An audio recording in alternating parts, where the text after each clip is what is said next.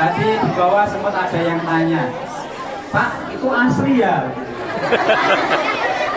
Alhamdulillah. Ya, alhamdulillah masan dan bifadlikum saya di masa di Kejabat Islam Hasan. Indonesia dan Palestina. Masya Allah, semangatnya luar biasa sekali. Masya Allah. Pertama-tama mari kita senantiasa memanjatkan rasa syukur kita kehadirat Allah Ta'ala, yang mana Allah lah yang telah memberikan kepada kita kenikmatan yang tak terhingga jumlahnya, sehingga kita bisa bertemu, bisa mengadakan kegiatan yang Masya Allah luar biasa di kesempatan pagi ini. Salawat serta salam semoga selalu curahkan kepada baginda agung Nabi Muhammad Sallallahu Alaihi Wasallam beserta keluarganya, para sahabatnya, serta siapa saja yang mengambil sunnahnya sebagai jalan hidup. Adik-adik semua, alhamdulillah di tengah-tengah kita sudah hadir Syekh Abdullah, yang mana beliau asli dari Palestina yang berada di kota Al-Quds atau Yerusalem, yang mana di kota inilah, yang mana di daerah inilah Masjidil Aqsa berada. Maka ini adalah suatu hal yang kesempatan luar biasa. Saya seringkali nerjemahin Syekh, tapi baru kali ini nerjemahin Syekh yang langsung dari kota Al-Quds. Biasanya ada yang dari Gaza, dari Mesir, dari Sudan, dari Yaman. Tapi alhamdulillah ini sangat luar biasa sekali. Teman-teman, adik-adik semua bisa bertemu langsung dengan Syekh yang mana beliau berasal dari kota Palestina. Ibu kota Palestina apa namanya, Adik?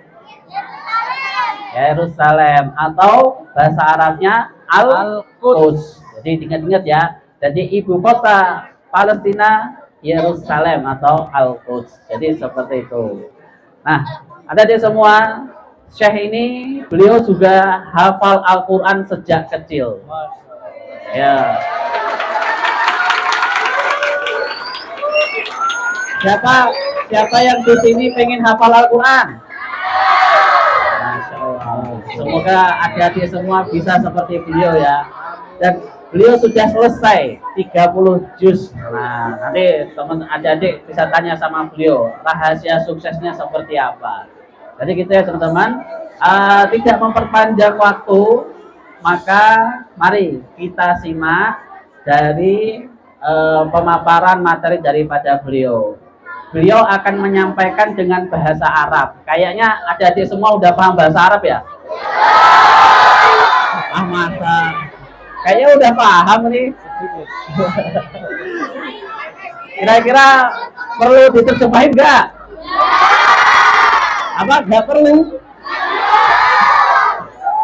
Oh ya, nanti insya Allah beliau nyampaikan dengan bahasa Arab. Adik-adik setelahnya nanti akan saya bantu untuk diterjemahkan.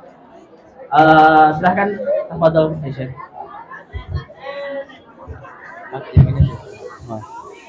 Tambah aja. Pakai dulu. Oh ya. Pakai ini, saya yang. Antum ada Syekh?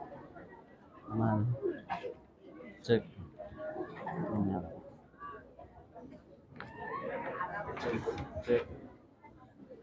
Cek.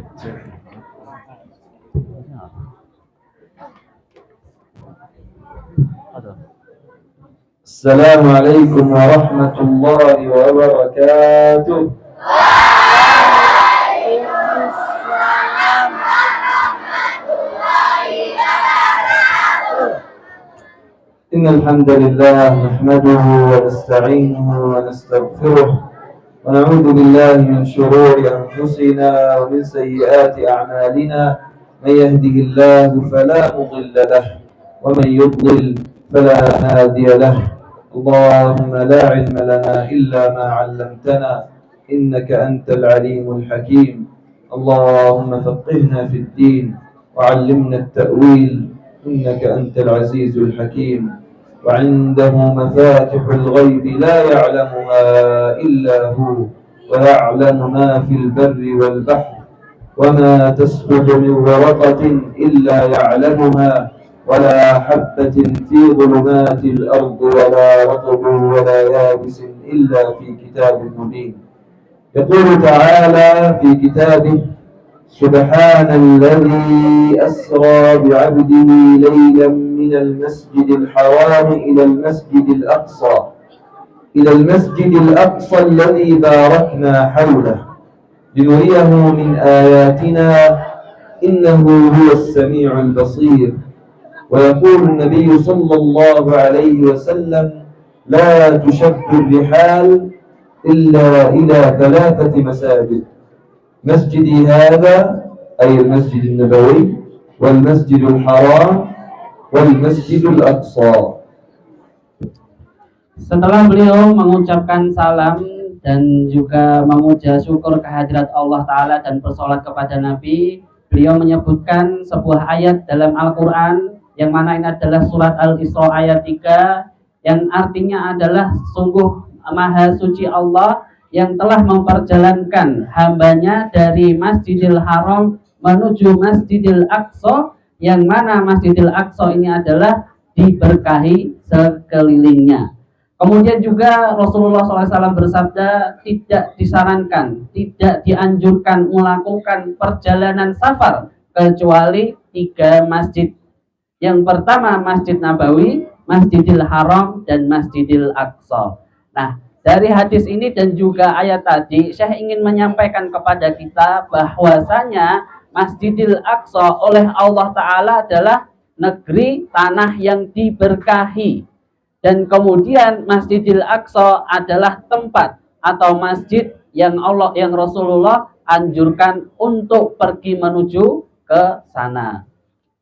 هذا المسجد الأقصى قبلة المسلمين الأولى، كانوا في أول الزمان يصلون على جهة المسجد الأقصى، ثم عندما أتت الكعبة أو عندما حول القبلة حولت إلى الكعبة. والصلاة في المسجد الأقصى تعدل، من يعرف الصلاة في المسجد الصلاة في المسجد الأقصى كم تعدل، كم صلاة؟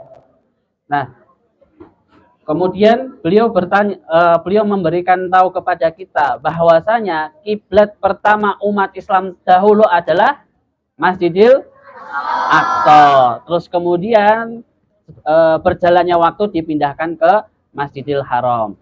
Nah, kemudian beliau bertanya, teman-teman adik-adik tahu nggak pahala dari sholat di Masjidil Aqsa berapa kali lipatnya dari sholat di tempat masjid biasa? Ada yang tahu berapa? Berapa? 500 sekolah. 500. والمسجد الحرام kemudian sholat di Masjidil Haram pahalanya berapa kali lipat?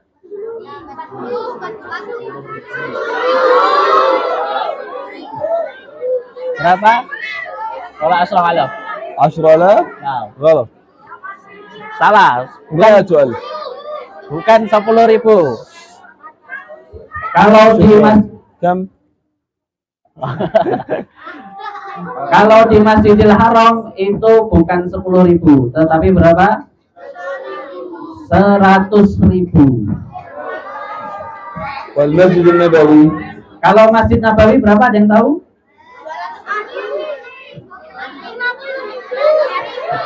Kalau ada 5,000.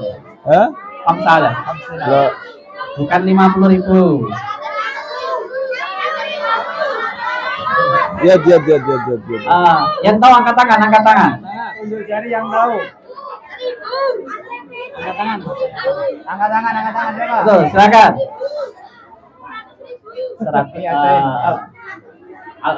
Miah halal. لا، هذا المسجد مسجد الحرام الكعبة قلنا 100,000، والمسجد الأقصى 500، والمسجد النبوي كم؟ 1000 صلاة. إذن في الكعبة 100,000، في المسجد الأقصى 500، والمسجid النبوي 1000 salat. Jadi pahalanya teman-teman, jadi pahalanya itu kalau di Masjidil Aqsa itu 5.000.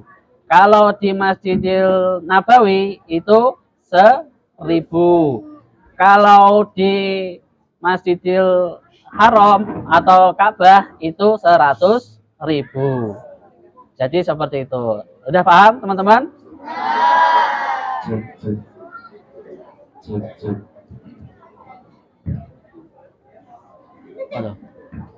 هذا مسرى رسول الله صلى الله عليه وسلم به عرج إلى السماوات العلى في رحلة الإسراء والمعراج عندما أتاه جبريل وذهب به إلى السماوات العلى وفرضت الصلوات الخمس في قصة الإسراء، وهو قبلة المسلمين الأولى كما قلنا، وهو ثالث الحرمين الشريفين، وهو أول مسجد بني.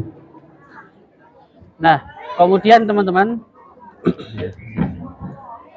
kemudian beliau menyampaikan juga bahwa Masjidil Aqsa ini adalah tempat misra'nya Nabi Muhammad. Teman-teman tahu Isra itu apa? Isra Mi'raj tahu? Nah, pernah nggak teman-teman berpikir kenapa Allah Subhanahu Wa Taala memperjalankan Nabi Muhammad itu dari Masjidil Haram ke Masjidil Aqsa baru ke langit? Kenapa kau nggak langsung dari Masjidil Haram ke langit? Kenapa? Tahu nggak teman-teman? Karena Allah pengen tahu supaya kita tahu, umat Islam tahu kalau Masjidil Aqsa ini memiliki keutamaan. Maka Allah memperjalankan dulu Nabi Muhammad dari Masjidil Haram, kemudian ke Masjidil Aqsa. Dari Masjidil Aqsa baru ke langit ke-7. Terus kemudian Masjidil Aqsa keutamaan lainnya apa? Yaitu adalah salah satu dari 3 masjid mulia. Ya, dalam Islam 3 masjid yang mulia apa saja? Yang pertama Masjidil Haram, yang kedua Masjid Nabawi, yang ketiga Masjid Al-Aqsa. Dan tahu nggak teman-teman, masjid yang pertama kali didirikan di muka bumi itu masjid apa? Masjidil Haram atau Masjid Nabawi? Atau Masjidil Aqsa? Yang betul adalah Masjid Al-Aqsa. Jadi keutamaannya luar biasa masjid ini. Maka teman-teman harus paham ya. Yang pertama apa tadi? Isra Mi'raj. Yang kedua apa? Salah satu di antara 3 masjid mulia. Yang kedua apa? Yang ketiga tempat apa? Pertama kali masjid yang dibangun di muka bumi. Ganti aja nggak apa-apa, Ustaz. هذا الأقصى ليس لفلسطين وحدها ولا لبلاد الشام، إنما لكل مسلم. كل مسلم يخلق على وجه الأرض فهذا الأقصى يهمه، وفلسطين تهمه، حتى حال المسلمين في فلسطين هذا لكل المسلمين. يقول النبي صلى الله عليه وسلم: مثل المؤمنين في توادهم وتراحمهم وتعاطفهم كمثل الجسد الواحد إذا اشتكى منه عضو تداعى له سائر الجسد بالسهر والحمى. فاعلم أن الأقصى عقيدة، ورسخ هذا المعنى في قلبك. Nah, kemudian saya memberitahukan kepada kita teman-teman apa?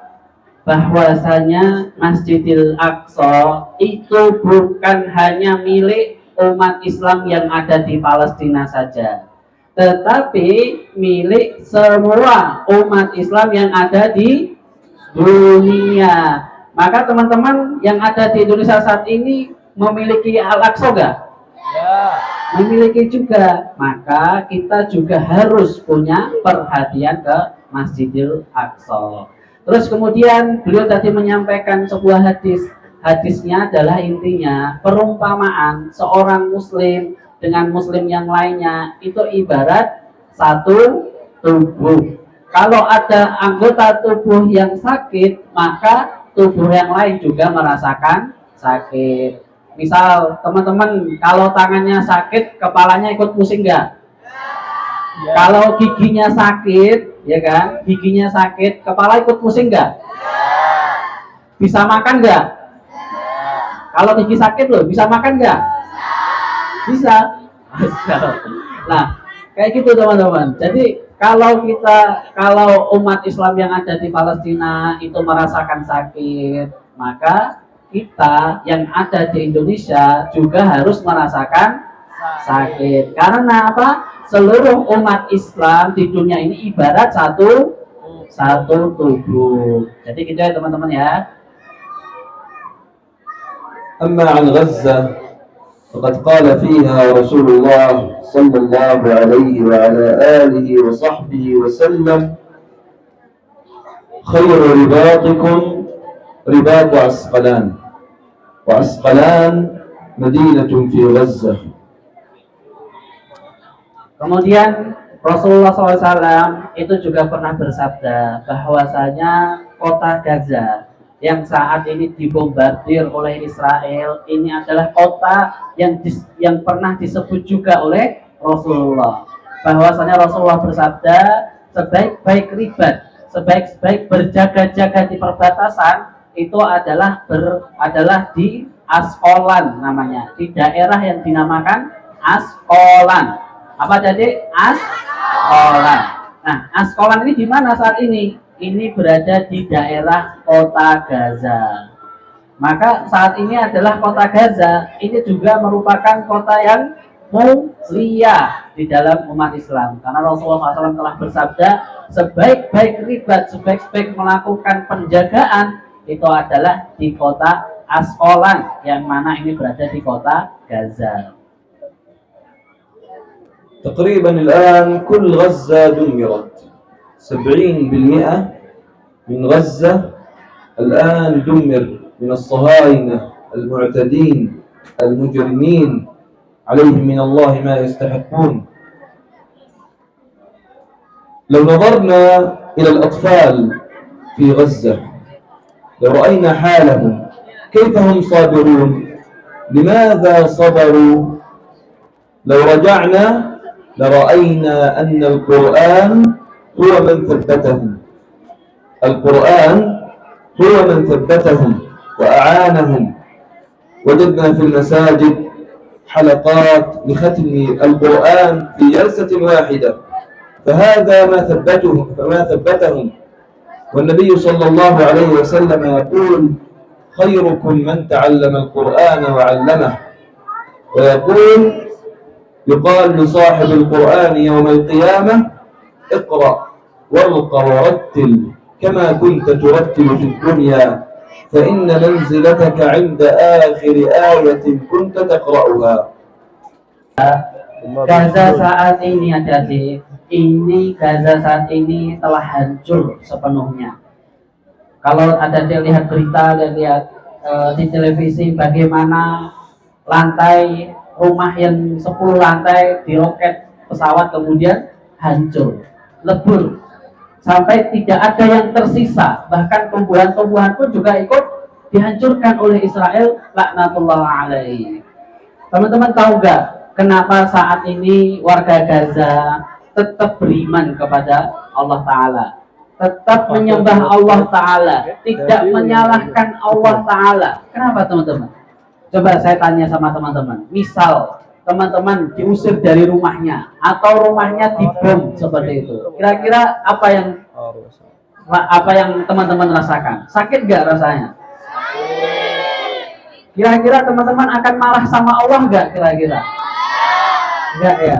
Nah, yang demikian juga yang dilakukan, yang dirasakan oleh saudara kita yang ada di Gaza. Rumah mereka dihancurkan, diusir dari rumahnya, tidak bisa makan, tetapi mereka tetap beriman, mereka tetap melaksanakan sholat, tetap melaksanakan ibadah puasa juga. Bayangin teman-teman, puasa tapi tidak sahur dan tidak buka. Kira-kira teman-teman kuat gak?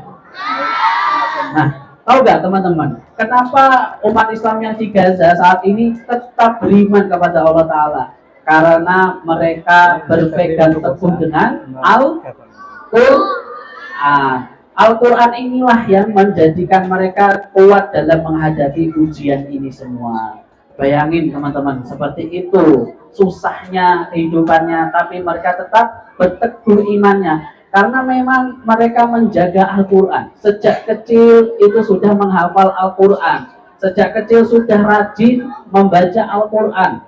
Bahkan rata-rata di umur belasan tahun itu sudah hafal Al-Quran semuanya. Nah, inilah yang menjadikan mereka kuat. Dan teman-teman tahu nggak keutamaan dari menghafal Al-Quran? Tadi beliau menyebutkan sebuah hadis, yang hadis ini kalau teman-teman masuk surga dan pengen berada di derajat yang paling tinggi, maka harus banyak-banyak menghafal Al-Quran. Karena derajat Al-Quran kita, derajat tingginya surga kita, itu tergantung dari hafalan kita. Jadi teman-teman mau gak berada di surga yang paling tinggi? Kalau mau berarti harus hafal Al-Quran.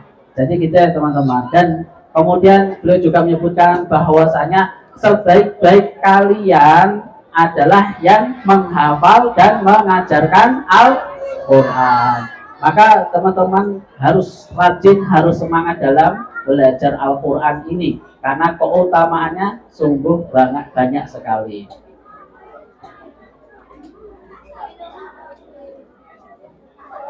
كما قلنا يقول النبي صلى الله عليه وسلم يقال لصاحب القرآن يوم القيامة اقرأ وارقى ورتل كما كنت ترتل في الدنيا فإن منزلتك عند آخر آية تقرأها فإذا أنت تحفظ القرآن أين تصعد؟ تصعد إلى أعلى الجنان.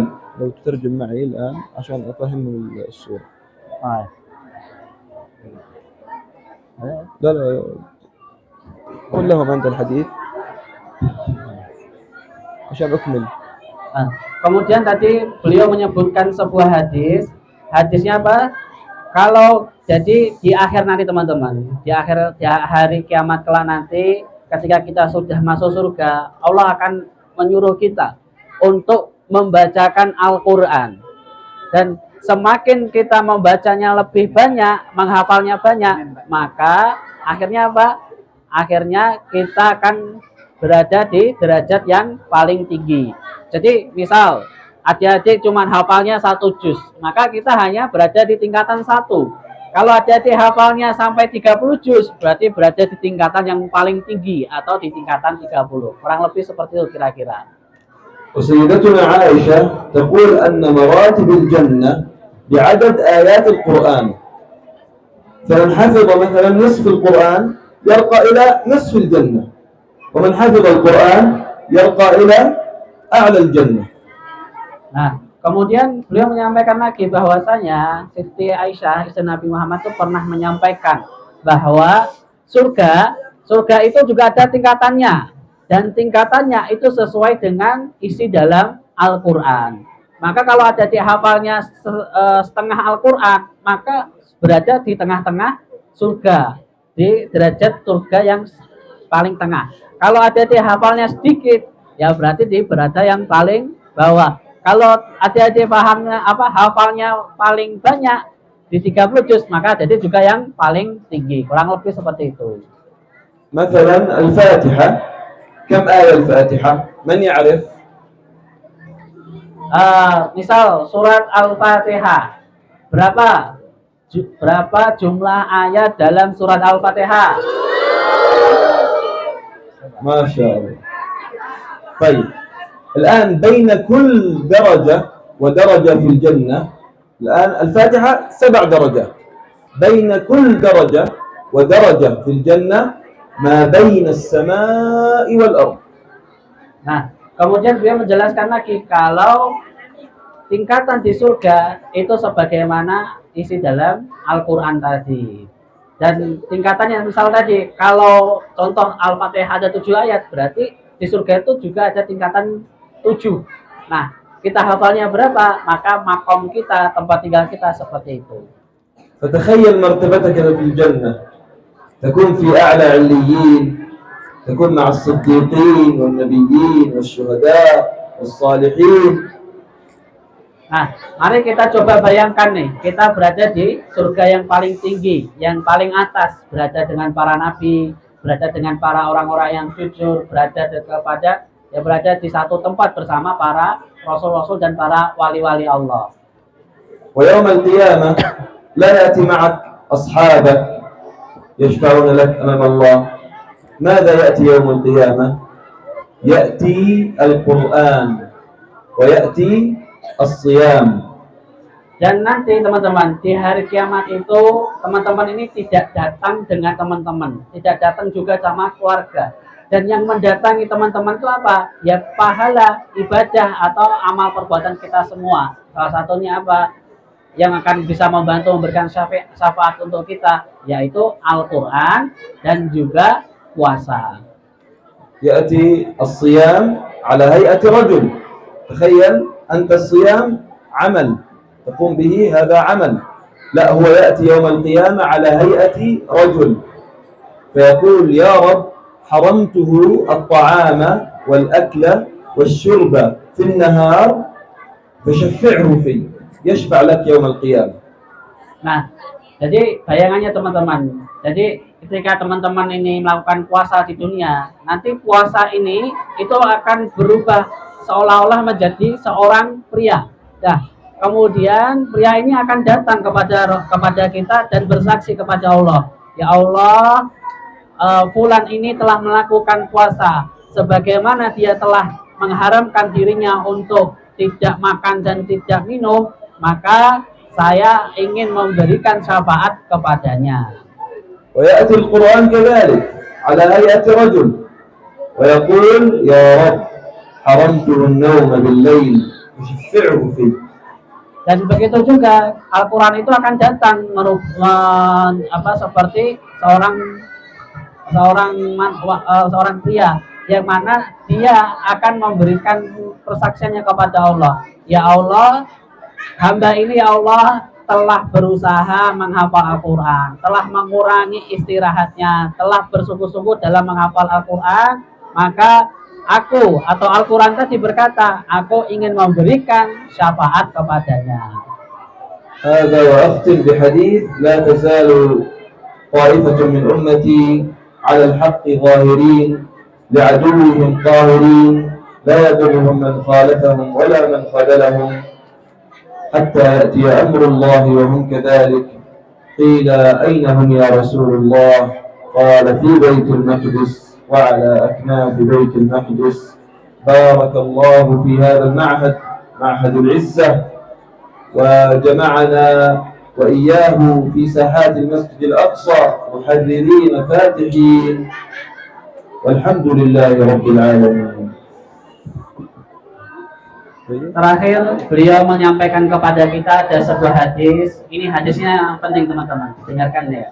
Jadi Rasulullah SAW ini memberikan tahu kepada kita bahwa di akhir zaman nanti akan ada satu kelompok manusia akan selalu berada dalam kebenaran, berpegang teguh dengan ajaran Islam, berpegang teguh dengan Al-Quran dan As-Sunnah, walaupun rintangan, ujian dan mara bahaya sampai kepada mereka. Kemudian para sahabat bertanya, wahai Rasulullah, siapakah mereka? Mereka adalah orang-orang yang berada di sekitar Masjidil Aqsa. Jadi teman-teman, dari hadis ini memberitahukan kepada kita bahwa Ahlus Syam atau penduduk Syam dan juga penduduk Palestina adalah mereka yang selalu berada dalam kebenaran. Maka tentu bagi kita bisa merujuk ke sana. Jadi gitu ya teman-teman ya.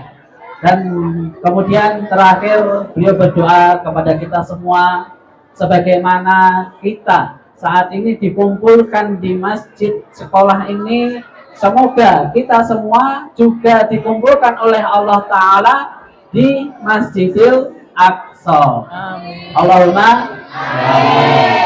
Masya Allah. Jadi itu ya teman-teman yang ingin saya sampaikan. Yang pertama tadi jelas bahwasanya saya ingin memberitahukan kepada kita bahwasanya Masjidil Aqsa itu memiliki keutamaan yang luar biasa. Coba saya tanya balik, keutamaan Masjidil Aqsa yang pertama apa? Apa tadi? Kiblat pertama umat Islam. Oke, terus selanjutnya yang kedua apa? Masjid pertama sudah. Yang kedua apa yang kedua? Nah, tempat di mana Nabi Muhammad melakukan Isra Mi'raj. Yang ketiga apa?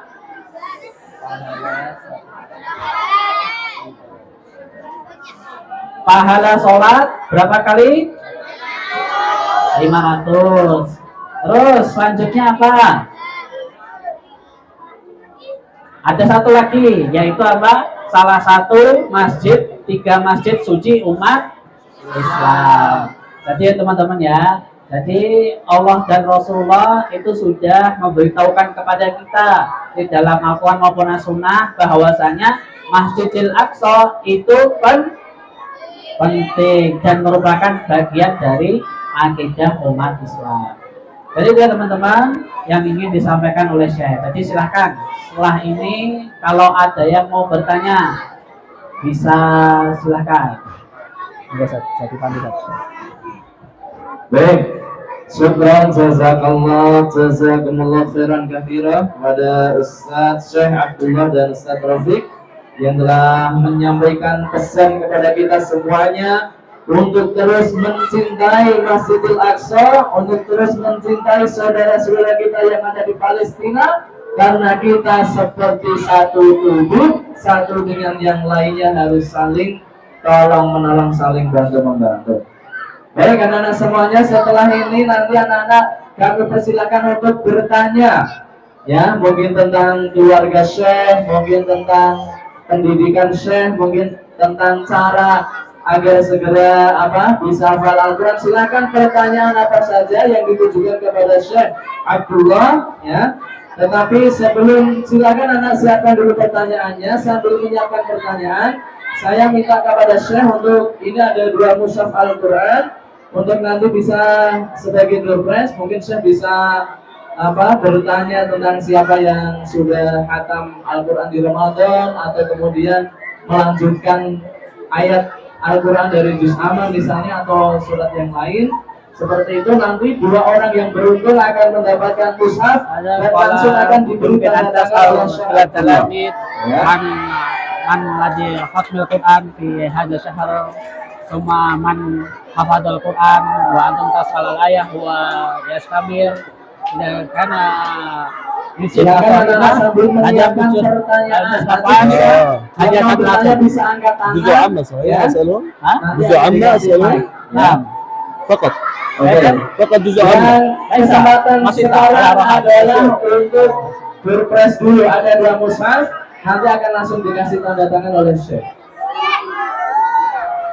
Ayo, mau tanya apa ini? Kira-kira tanyanya mau susah apa yang mudah? Jadi gini ya, jadi teman-teman coba kita budayakan yang rapi, yang tertib ya. Duduk dulu. Nanti ya, nanti ditambah ada tanda tangan dari Syekh. Nah ini jarang-jarang nih. Nah, jadi Ramadan ya. Tapi nanti teman-teman yang rapi, yang tertib ya, yang rapi dan tertib. Kita nanti dibantu saja. Dibantu untuk ditunjuk siapa yang mau jawab. Seperti tadi, kalau sudah dibilang angkat tangan, baru teman-teman angkat tangan, ya. Kalau belum, jangan angkat tangan dulu. Yang ditunjuk oleh Ustadz nanti baru boleh menjawab. Jadi gitu ya.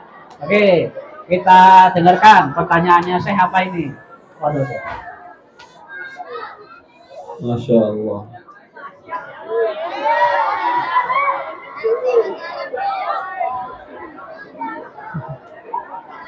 طيب من ختم القرآن قراءة في رمضان؟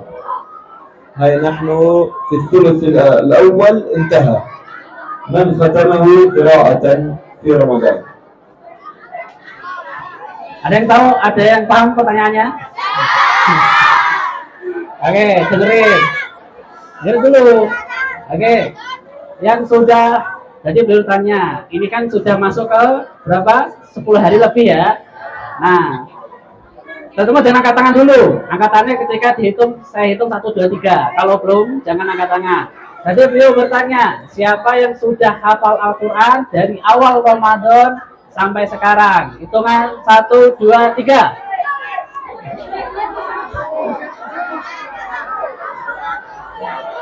Ada yang paling banyak. طيب نغير السؤال. Oke, lihat.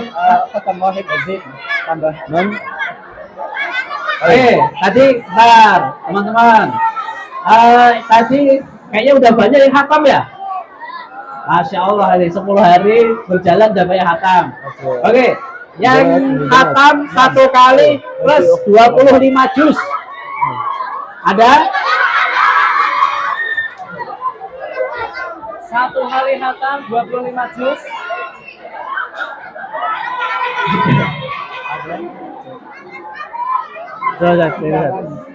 Ada yang 3 kali hatam. Ada yang 3 kali hatam. Ini saja. ثلاثة ختم هديتان فقط. Siapa yang sudah paling banyak khatam di bulan suci Ramadan di 10 hari pertama ini? Yang sudah lebih dari 5 kali ada? 5 kali? 4 kali? 3 kali ada? طيب siapa? ممكن تخبرهم أن يأتوا Ya. ونختبرهم Ya. مثلا بجزء عامة. Ya, silakan. نرى من الفائز نعطيه 3 kali khatam. Sekarang sudah juz berapa? Sekarang sudah juz berapa? Juz 8. Iya, di tanda tangan ini. Yang sudah 3 kali khatam lagi ada? Khatmul Al-Quran salah satu marah wa ziyadah samanya hajujah. Di sini mungkin sih. Ya, silakan langsung ke sini. Dokumentasi. Yang sudah 3 kali khatam lagi ada? 2 kali khatam plus 25 juz. Siapa? Ada yang 3 kali?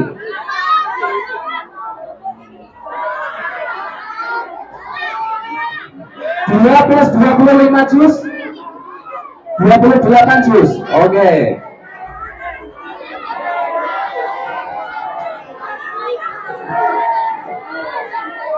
Sahabat persen ya.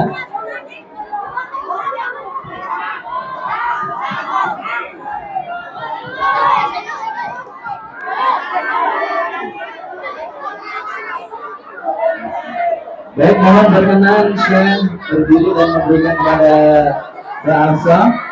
Barakallahu fikum. Ya, selamat Mbak Arsa, semoga target untuk kamu juga dulu Syekh. Taswir.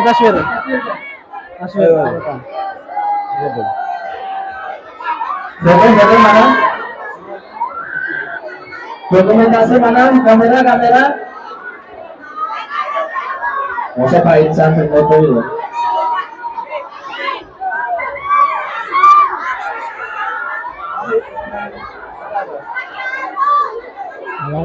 Masya Allah. Oke. Allah barik. Barakallahu fikum ya. Baik, berikutnya sadam. Sudah berapa kali sadam? Ismu Saddam Hussein. 2 kali ada 28 juz ya. 10 hari Ramadan ini. Gitu. Barakallahu fikum. Masya Allah. Ahlan ya Saddam.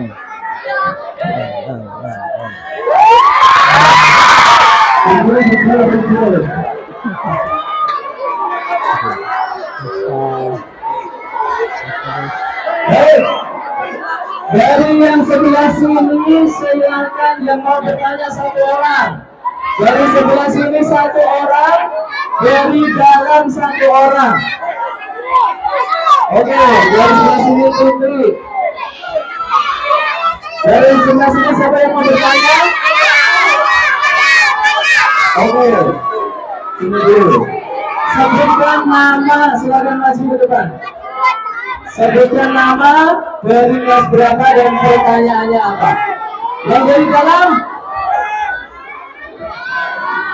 Kalian? Ya. Silakan maju. 3 penanya terlebih dahulu. Silakan minta tolong untuk Bapak Ibu guru sambil menghitungkan infak yang sudah dimasukkan, dan anak-anak semuanya yang belum memasukkan infak ke kotak atau kardus atau ke kencing, ya. Apa ya Ustaz? Benar Mohon untuk infak Jumat kali ini kita akan sampaikan kepada saudara kita di Palestina. Insyaallah. Kameranya jadi kameranya. Silakan mohon dibantu dan juga direkap jumlah totalnya. Oke, silakan dari sini dulu. Mas siapa? Sebutkan nama, kelas berapa dan pertanyaannya apa?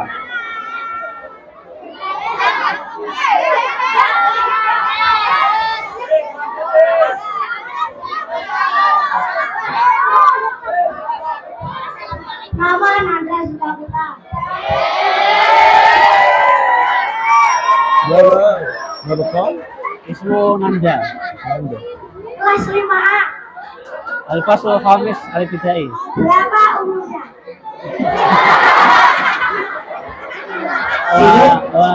Salah kamu suka.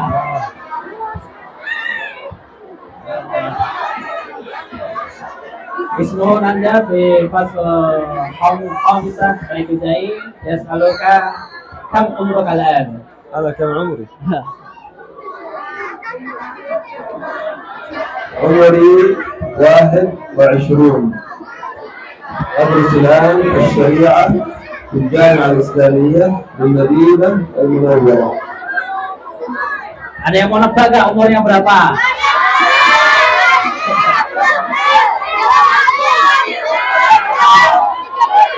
Belum ada yang benar. Ini benar. Umur beliau 21.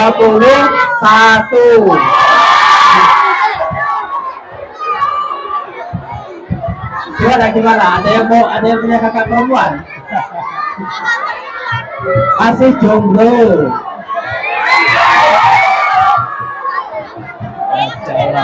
Dan gitu ya. Jadi beliau masih belajar di Fakultas Syariah Universitas Islam yang ada di Madinah, semester 3. Jadi gitu ya teman-teman ya. Baik, umurnya 21 ya, sama dengan Ustadz ya. Ya, silakan bertanya, sebutkan nama, dari mana, kelas berapa, dari pertanyaan. Perkenalkan, nama saya Didi Kinayati Haris, kelas 8B dari SMP ITB.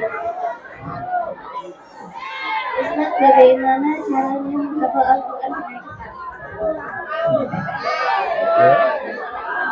يسأل عن كيف طريقة لحفظ القرآن الشرعي.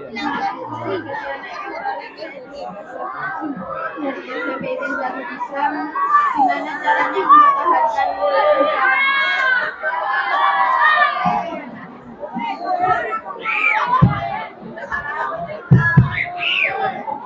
السؤال الأول هي تسأل عن كيف الطريقة السريعة لحفظ القرآن. والسؤال الثاني تسأل عن كيف حفظ القرآن حتى يبقى في ذهننا. طيب، بسم الله والحمد لله والصلاة والسلام على رسول الله. أما عن حفظ القرآن فلا تستعجل المدة، يعني اجعله يأخذ وقتا، bentar ya. واحرص على تقليل المقدار، واحرص على التكرار. أجل وأنا أكمل أيضا. Jadi untuk menghafal Al-Quran itu tidak harus kita mengejar cepatnya. Yang penting apa? Bertahap. bertahap, dikit-dikit, dan terus kita melakukan tikrar atau diulang-ulang terus sampai hafal. طيب أنا أعطي طريقة سريعة. الآن كل واحد معه جوال أو عنده زميل يسمع عليه، يحفظ مثلا الوجه الصفحة، بعد أن يتم حفظها بلا ولا خطأ ويسمع يا على الجوال أو لصديقه، يبدأ هنا مرحلة التكرار. هي تحتاج محاضرة لكن نحن نختصر سريعا. Nah, beliau memberikan satu tips. Caranya gini. Jadi, misal kita menghafalkan satu muka. Jadi satu muka ini kita hafal dari awal sampai akhir, satu muka ya. Nah, ketika sudah hafal dan kita pastikan tidak ada yang salah, kita coba dengan cara kita cek apakah udah benar atau enggak. Bisa dengan HP. Jadi HP kita rekam suara kita, hafal tanpa melihat Al-Quran. Kemudian setelah itu dicek, diulang lagi apakah ada yang salah atau masih ada yang salah. Nah, atau juga bisa kita meminta teman atau ustadz atau ustazah untuk menyimak kita. Jadi satu halaman disimak dulu sampai benar-benar nggak ada yang salah. بعد أن تتمها بدون ولا خطأ، طبعا إذا التسجيل كان في خطأ ولو بسيط، لو حركة أو حرف، تعيد تسجيل مرة أخرى. عندما يتم التسجيل بدون ولا خطأ تبدأ هنا مرحلة التكرار.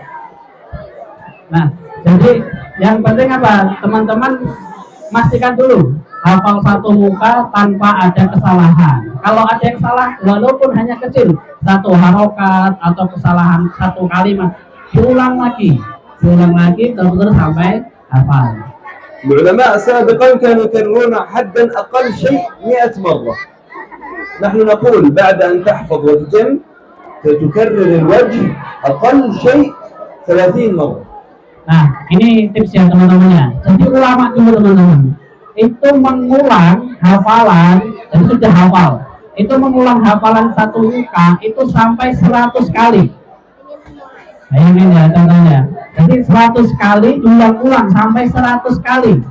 Nah, kalau kita bisa dengan 30 saja dulu. Tapi kalau bagusnya sampai 100. Tapi belum menyarankan 30 kali sudah cukup. هذا في اليوم الأول. في اليوم التالي طبعا التكرار دون أن تنظر إلى المصحف، لأنك حفظت التكرار دون أن تنظر إلى المصحف.